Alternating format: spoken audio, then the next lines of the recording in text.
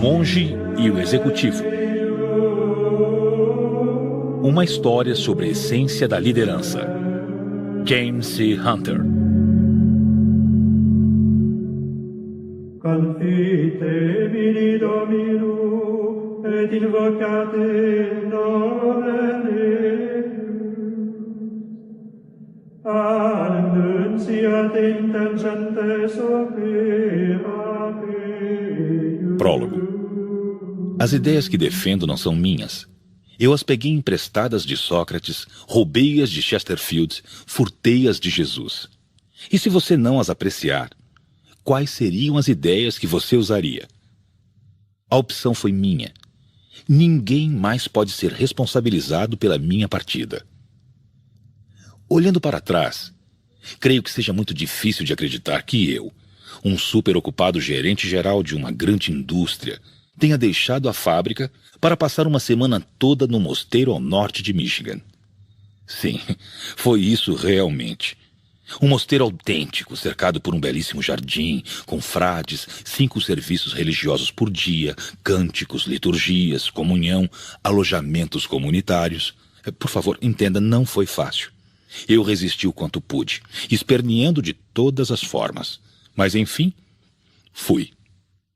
Simeão era um nome que me perseguia desde que nasci.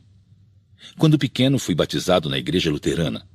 A certidão de batismo evidenciava que o versículo da Bíblia, selecionado para a cerimônia, era do 2º capítulo de Lucas, sobre um homem chamado Simeão.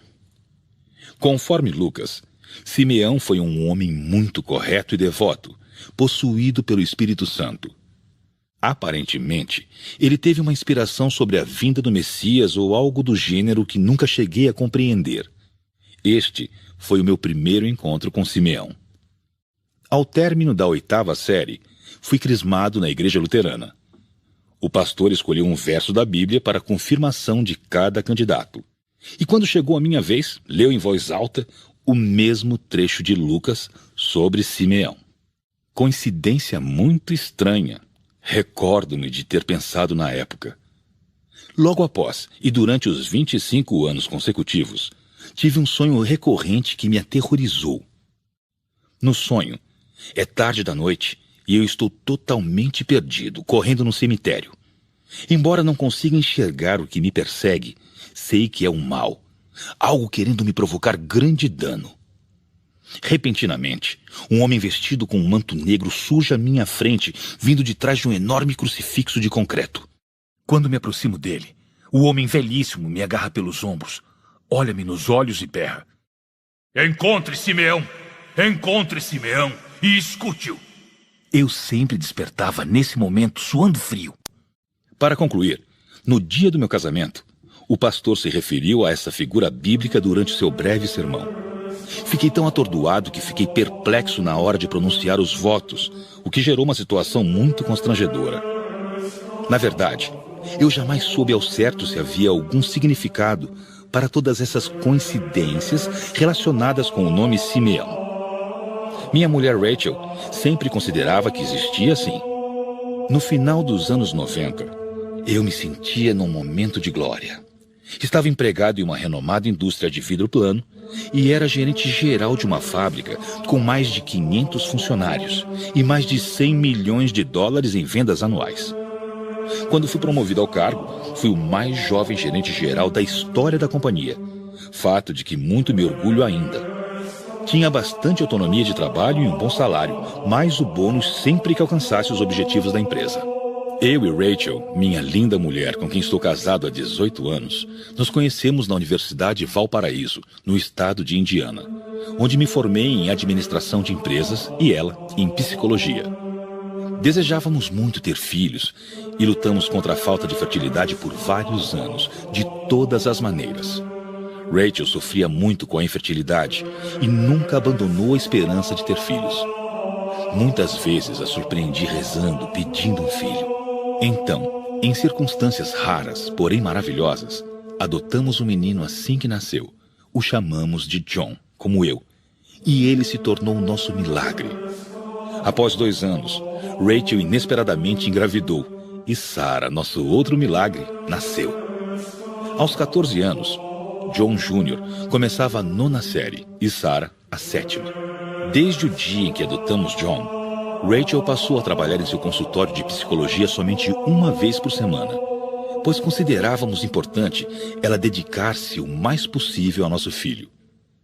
Por outro lado, esse dia de trabalho lhe proporcionava uma pausa na rotina de ser mãe, permitindo que ela mantivesse sua prática profissional. A vida parecia muito equilibrada em todos os sentidos, e nós nos sentíamos agradecidos por isso.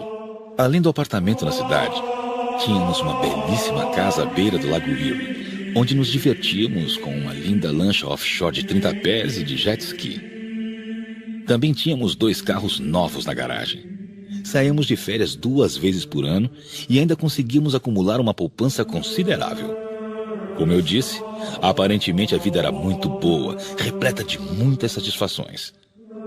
Mas é claro que as coisas não são exatamente como parecem ser. Sem que eu percebesse, minha família estava se desestruturando. Certo dia, Rachel veio me falar que estava se sentindo infeliz no casamento há algum tempo e que suas necessidades não vinham sendo satisfeitas. Eu mal pude acreditar. Eu pensava que lhe dava tudo o que uma mulher desejava. Que outras necessidades ela teria? Meu relacionamento com os filhos também não estava bem. John Jr. estava ficando cada vez mais malcriado e agressivo com a mãe. Uma vez ele me deixou tão alterado que quase bati nele, o que me fez muito mal. John manifestava sua rebeldia, opondo-se a tudo o que lhe dizíamos, e além disso, colocou um brinco na orelha. Foi preciso Rachel intervir para que eu não o expulsasse de casa. Seu relacionamento comigo se resumia apenas a grunhidos e acenos de cabeça. Sarah também estava diferente comigo. Nós sempre tivéramos uma ligação especial, e meus olhos ainda ficam marejados quando penso na menininha que era tão carinhosa comigo. Mas agora, ela parecia distante e eu não entendia a razão. Rachel sugeria que eu conversasse com Sarah sobre os meus sentimentos, mas eu dizia não ter tempo, ou, mais francamente, coragem. Meu trabalho, a única área de minha vida onde eu me sentia seguro do meu sucesso, também passava por uma transformação. Os empregados que trabalhavam por hora na fábrica, recentemente tinham feito campanha para que um sindicato os representasse. No período da campanha, houve muito atrito e desgaste, mas felizmente a companhia conseguiu vencer a eleição devido a 50 votos.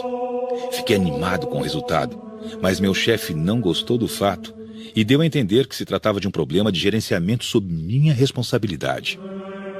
Não aceitei a acusação, pois estava convencido de que o problema não era meu, mas desses sindicalistas que nunca estavam satisfeitos.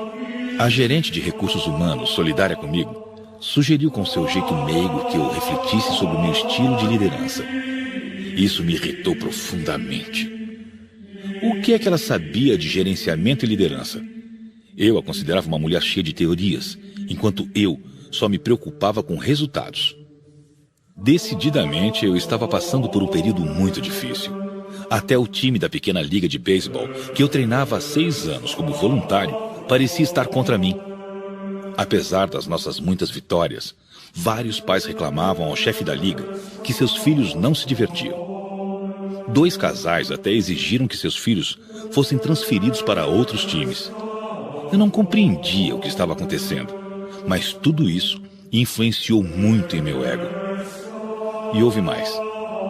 Eu sempre fui o tipo de sujeito feliz e tranquilo, mas agora estava preocupado com praticamente tudo. Apesar do status e de todo o bem-estar que usufruía, por dentro era só tumulto e conflito. Fui me tornando depressivo e acanhado. Até pequenas irritações e contrariedades me aborreciam além do habitual. De fato, parecia que todo mundo me aborrecia. Eu me irritava até comigo mesmo.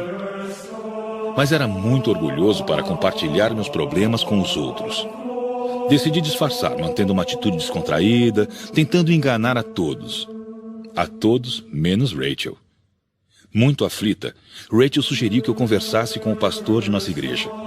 Resisti porque nunca tinha sido um sujeito religioso e não queria que a igreja interferisse na minha vida. Mas ela insistiu e resolvi atender ao seu pedido. O pastor sugeriu que eu me afastasse durante alguns dias para tentar refletir e ordenar meus pensamentos. Ele recomendou que eu participasse de um retiro num pequeno e relativamente desconhecido mosteiro cristão chamado John of the Cross, localizado perto do Lago Michigan e próximo da cidade de Leland. Explicou que o mosteiro abrigava de 30 a 40 monges da Ordem de São Bento, nome de um monge do século VI que idealizou a vida monástica equilibrada. Agora, como nos 14 séculos anteriores, os monges viviam centrados em 3 premissas: oração, trabalho e silêncio. Ouvi aquilo sem dar muita importância e certo de que jamais seguiria aquela sugestão. Mas quando estava saindo, o pastor disse que um dos monges era Leonard Hoffman, um ex-executivo de uma das maiores empresas dos Estados Unidos. Aquilo chamou minha atenção. Eu sempre quisera saber o que tinha sido feito do lendário Len Hoffman. Quando cheguei em casa e contei a Rachel o que o pastor sugerira, ela sorriu entusiasmada. Isso é exatamente o que eu ia sugerir a você, John. Eu vi uma entrevista no programa da Oprah exatamente na semana passada com homens de negócios e mulheres que fizeram retiros espirituais para organizar as suas vidas. Não pode ser uma coincidência. Para mim, é um sinal de que você está destinado a ir. Rachel muitas vezes fazia comentários como esse, que me irritavam muito. Destinado a ir? O que queria dizer isso? Para encurtar a história, concordei relutante em fazer o retiro na primeira semana de outubro. No fundo, eu temia que Rachel me deixasse se eu não fizesse alguma coisa. Rachel dirigiu durante 6 horas até o mosteiro e eu me mantive calado por quase toda a viagem, demonstrando que não estava feliz com a perspectiva de passar uma semana no mosteiro sombrio e que fazia aquele enorme sacrifício por ela. Chegamos à entrada do John of the Cross ao anoitecer. Passamos pelo portão e subimos o morro, parando num pequeno estacionamento perto de um velho edifício de madeira onde ficava a recepção. Havia algumas construções menores espalhadas em torno da propriedade, todas sobre um penhasco que ficavam 600 metros acima do Lago Michigan. O cenário era lindo, mas eu não disse nada a Rachel, querendo que ela tomasse contato com o meu sofrimento. Cuide das crianças e da casa, meu amor. Eu disse um tanto friamente enquanto pegava a bagagem na mala do carro. Ligarei para você quarta-feira à noite. Quem sabe depois dessa semana eu seja o cara ideal que você quer que eu seja e então desista de tudo para me tornar um monge. Muito engraçado, John. Ela respondeu enquanto me abraçava e beijava. Depois, entrou no carro e se distanciou deixando para trás uma nuvem de poeira. Peguei a maleta e me encaminhei ao edifício de entrada. Lá, encontrei uma área de recepção mobiliada com simplicidade, muito limpa, onde um homem de minha idade falava ao telefone. Ele usava um hábito preto preso na cintura por um cordão. Assim que desligou o telefone, virou-se para mim e apertou a minha mão calorosamente. Eu sou o frade Peter, auxilio a dirigir a casa de hóspedes. Você deve ser John Daly. Sou eu mesmo, Peter. Como é que você sabia? Respondi, não querendo tratá-lo de frade. Apenas um palpite baseado no formulário que seu pastor nos enviou. Ele respondeu com um sorriso intenso. Quem é o encarregado daqui? O gerente dentro de mim queria saber. Irmão James é o nosso reitor há 20 anos. O que é um reitor? O reitor é o líder que elegemos. É ele que dá a palavra final em todos os assuntos referentes à nossa pequena comunidade. Talvez você tenha a oportunidade de conhecê-lo. Eu gostaria de pedir um quarto de solteiro para essa semana, Peter, se for possível. Trouxe trabalho para fazer e gostaria de ter alguma privacidade. Infelizmente, John, temos apenas 3 quartos lá em cima. Os hóspedes dessa semana são 3 homens e 3 mulheres. O que significa que as mulheres ficarão no quarto número 1, o maior de todos.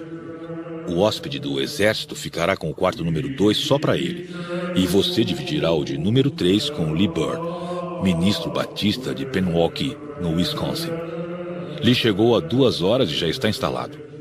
Quer saber mais alguma coisa? Quais são as festividades programadas para essa semana? A pergunta era meio sarcástica. Além das 5 cerimônias religiosas diárias, teremos aulas durante 7 dias, começando amanhã de manhã e continuando até amanhã de sábado. As aulas serão dadas neste edifício, das 9 às 11 da manhã e das 2 às 4 da tarde. Nas horas vagas, você pode passear, ler, estudar, conversar com nossos guias espirituais, descansar ou fazer o que quiser. A única área interditada é a clausura, onde os monges comem e dormem. Há algo mais que você queira saber, John? Estou curioso para compreender por que você se refere a alguns como irmãos e a outros como frades. Os chamados de frades são sacerdotes ordenados e os irmãos são leigos de diferentes setores. Todos nós fizemos votos de trabalhar juntos e compartilhar nossas vidas. Os 33 irmãos e frades têm igual status aqui. Nossos nomes são dados pelo reitor quando fazemos nossos votos. Eu cheguei aqui vindo de um orfanato há 40 anos. E depois da formação e dos votos, recebi o nome de Peter. Finalmente, eu disse aquilo que mais me interessava. Eu gostaria de conhecer Len Hoffman e conversar sobre alguns assuntos com ele. Escutei dizer que ele veio para cá há alguns anos para unir-se ao seu pequeno grupo. Len Hoffman... Peter repetiu, buscando na memória. Ah, já sei quem é. Ele também tem um nome diferente agora. E estou certo de que gostará de conversar com você. Encaminharei o seu pedido, mas é ele quem ministrará o curso de liderança para sua turma esta semana. Estou certo de que você gostará muito da aula. Todo mundo sempre gosta. Boa noite. Durma bem, John. Espero vê-lo na cerimônia religiosa das 5:30 da manhã. Quando começava a subir a escada, Frade Peter acrescentou. A propósito, John, há 10 anos o reitor deu a Len Hoffman o nome de Irmão Simeão. Sentindo-me um tanto confuso, parei no topo da escada, pus a cabeça para fora da janela e inspirei ar fresco. Era uma noite escura e ouviam-se as ondas no lago Michigan batendo na praia lá embaixo. O vento do oeste uivava e as folhas secas do outono produziam nas árvores enormes um som que eu amava desde criança. Podia ver clarões de relâmpagos no horizonte sobre o lago enorme e escuro. E também ouvi os sons distantes de trovoadas. Tinha uma sensação esquisita, não incômoda ou assustadora. Simplesmente uma sensação de já ter vivenciado um momento parecido. Irmão Simeão. Pensei, que coisa estranha. Fechei a janela e caminhei lentamente pelo corredor, procurando meu quarto. Silenciosamente, abri a porta marcada com o número 3. Uma luz tênue e alaranjada mostrou-me um quarto pequeno, entretanto acolhedor, com 2 camas, 2 escrivaninhas e um pequeno sofá. Por uma porta entreaberta vi o banheiro anexo. O pregador Batista já estava dormindo e roncava suavemente, enroscado na cama próximo à janela. De repente, me senti muito cansado. Rapidamente tirei a roupa, vesti uma calça de malha, programei o despertador de bolso para as 5 horas e fui para a cama. Cansado como estava, não acreditava que conseguiria levantar tão cedo para assistir à cerimônia religiosa. Entretanto, deixei o despertador ligado num bom esforço de fé. O corpo estava cansado, mas a mente funcionava loucamente. Encontre Simeão e escute-o. Irmão Simeão. Eu o encontrei? Que tipo de coincidência poderia ser esta? Como me meti nisto? Você deve estar destinado a ir. 5 cerimônias religiosas por dia. Eu mal posso suportar 2 por mês. O que farei comigo mesmo a semana toda? Meu sonho. Como será Simeão? O que terá para me dizer? Por que estou aqui? Encontre Simeão e escute-o. A próxima coisa que notei foi o toque do meu despertador.